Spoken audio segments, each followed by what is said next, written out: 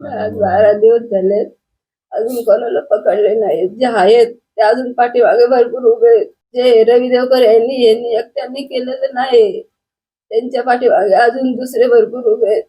एक एक एक एक पकडतोय, पण अजून न्याय कसा नाही भेटत. अजून ते भरत भगत आहेत, त्यांचे 10 कॉल आहेत रवी देवकरला.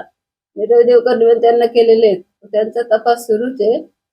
पण त्यांनी अजून लवकरात लवकर करायला आज 12 दिवस झाले, अजून भेटत नाहीत. कारण ते ते आहेत ते नाहीत, त्याच्या अजून पुढे भरपूर माणसं आहेत. ते बरेच बघत आहेत. सुधा घारे पण आलेले आहेत अजून, ते येत का नाही समोर, ते का बाहेर लपून राहिलेले आहेत. कधी नाही भेटला आम्हाला आमदार साहेबांनी, उपमुख्यमंत्री साहेबांनी, फडणवीस साहेब, कधी न्याय द्याल तुम्ही आम्हाला. आज 12 दिवस होऊन गेलेले. समोरासमोर आमच्या समोर फाशीची शिक्षा झाली पाहिजे. आणि जे आमच्या गावातून जे 4 घरं गेलेली आहेत ना, त्यांना पण हजर करायला पाहिजे. कारण त्यांच्या बरोबर ते पण फरार झालेले आहेत. त्यांचा हात असेलच ना, म्हणून ते पण बाहेर गेलेले आहेत ना, इथं राहिले असते. त्यांचा हात असल्याशिवाय ते त्यांच्या बरोबरच गेलेले आहेत. कोण ना कोणी येत.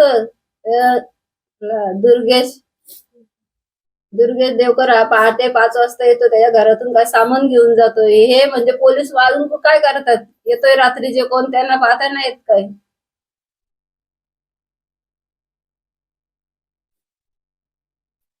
हा पाहिलंय, पहाटे 4 दरम्यान पाहिलेलं आहे. आमच्या गावातल्या एक लेडीने सांगितलं. माझ्या पप्पांना न्याय का नाही भेटला? सगळे आरोपी, अर्धे आरोपी फरार आहेत, अजून ते मोकाट फिरतायत. न्याय कधी भेटेल? आज 12 दिवस झाले. माझ्या पप्पांच्या आरोप्यांना फाशीची शिक्षा झालीच पाहिजे. एवढं निर्घृणपणे मारलं त्यांना. पण लवकरात लवकर फास्टॅग मोका लावू म्हणून, पण अजून काहीच नाही झालेलं आहे.